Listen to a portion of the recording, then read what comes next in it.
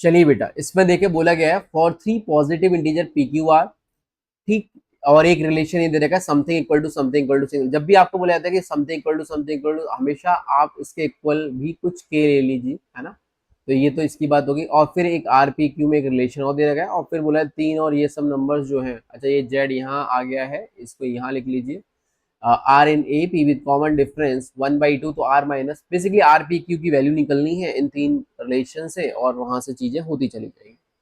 जैसा मैंने आपसे बोला कि समथिंग इक्वल टू दे रखा है, तो एक्स की पावर पी क्यू स्क्वायर बराबर वाई क्यू आर बराबर जेड की पावर पी स्क्वायर आर, ये दे रखा है। दिस इज इक्वल टू के में मान लेता हूँ। ये एक ऐसी चीज है कि हाँ, हर कोई बच्चा जो थोड़ा बहुत भी पढ़ाई लिखाई कर रहा है वो ये स्टेप तो लिख ही सकता है। अब इसके आगे ऑब्वियस सी बात है कि ये इसके इक्विवेलेंट करेगा बच्चा, है ना। ये क्या करेगा बेटा, इसके इक्विवेलेंट करेगा, तो यहाँ से लॉग लेने पे बेस एक्स पे ये आ जाएगा p q square is equal to log x to the base के। बोलो सही, एक रिलेशन ये आ गई। ऐसे ही अगर इससे देखा जाएगा तो यहाँ से q r is equal to क्या आ जाएगा, लॉग बेस वाई बेस पे लिया और इधर क्या आ जाएगा। ऐसे ही इधर से देखा जाए तो p square r is equal to log z के इधर आ जाएगा। ऐसे करके 3 इक्वेशन अपने पास बन के आ गई। अब इन 3 इक्वेशन से हमें काम करना है। काम देखो क्या करना है, समझो। बेसिकली अब इसको यूज करना है। अब इसको यूज करने के लिए आपको एक चीज समझ में आ रही होगी कि मुझे ये log z to the base x और ये सब निकालना है। समझ में आया। अच्छा ये एपी में है, तो मुझे ये निकालने के लिए देखो क्या करना पड़ेगा। अच्छा इसको मैं अगर पहली इक्वेशन बोल दूं, इसको दूसरी बोल दूं, और इसको मैं तीसरी इक्वेशन बोल दूं, तो आप समझे बेटा कि अगर मान ले मैंने पहली को दूसरी से डिवाइड कर दिया, ठीक है, अगर मैंने पहली को दूसरी से डिवाइड कर दिया तो मुझे क्या मिलेगा। देखिए अगर मैं इसको इससे डिवाइड करता हूँ तो समझ रहे हो, इसको आप ऐसे बेस चेंज थ्योरम से लिख लो, एल एन के अपॉन एल एन एक्स, और ये वाला क्या हो जाएगा, एल एन के अपॉन एल एन वाई। तो जब पहली में दूसरी से डिवाइड लगाओगे तो आप समझते हो कि बेटा ये y जो है वो ऊपर आ जाएगा और एल एन एक्स नीचे रह जाएगा। तो कुल मिला के ये बन जाएगा l n y by l n x, या फिर सीधे मैं लिख दूं इसको तो ये हो जाएगा log y to the base x. तो आप ऐसे रट सकते हो अभी के लिए, रटना इन द सेंस इस पर्टिकुलर सवाल के लिए कि 2 से डिवाइड करना, जो नीचे है वो ऊपर आ जाएगा, है ना। y और x से ही हमें मतलब है, बाकी ये तो कटना ही है। तो जो नीचे है वो ऊपर आ जाएगा। समझ में आएगा नहीं आया, ऊपर मतलब इनपुट में चला जाएगा और वो बेस में चला जाएगा। अब आप देखो फटफट होती चली जाएंगी चीजें। दिस अपॉन दिस किया तो बेटा क्यू क्यू कट गया, तो P Q divide by R आ गया ये, ठीक है। अब ये हमारे पास में क्या है, इसकी जगह पे जब हम बोलेंगे ना रिलेशन लगाएंगे इसमें, तो हमारे आराम से, बहुत आराम से ये काम होता चला जाएगा। अच्छा ये, अच्छा यहाँ पे तो एक्स और ये पूछा, कोई इशू नहीं, उल्टा कर दो आप इसको, तो यहाँ पे आर अपॉन पी क्यू हो जाएगा, है ना। तो ये कोई बड़ी बात नहीं। इवन यहाँ पे देखो पी क्यू की वैल्यू अगर आप देखें तो देखो ये दे रखी है आपको, पी क्यू बराबर r minus one upon r. तो ये तो बेटा 1 - 1/r भी हो गया, मतलब जस्ट इन केस जैसे भी जरूरत पड़े वैसे यूज करो। चलो कोई नहीं, अपन तो 2000 डिवाइड कर रहे हैं, 2/3 करते हैं। तो 2/3 करने में क्या होगा, नीचे कौन है, जेड है ना, तो ऊपर जेड पहुंच जाएगा, तो लॉग जेड बाई वाई आ जाएगा। तो 2/3 करा है अपन ने, तो बेटा क्यू आर डिवाइड बाई ये, तो आर आर कट जाएगा, तो ये आ जाएगा क्यू अपॉन पी स्क्वायर। सही है। ऐसे ही मान लो, चलो 3/1 भी कर देते हैं है ना।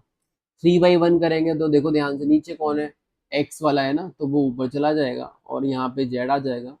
और 3 y का रहेगा तो पी, एक पी कटेगा, ठीक है, तो पी आर बचेगा, P R upon Q R, Q square, तो P R upon Q square ये बने।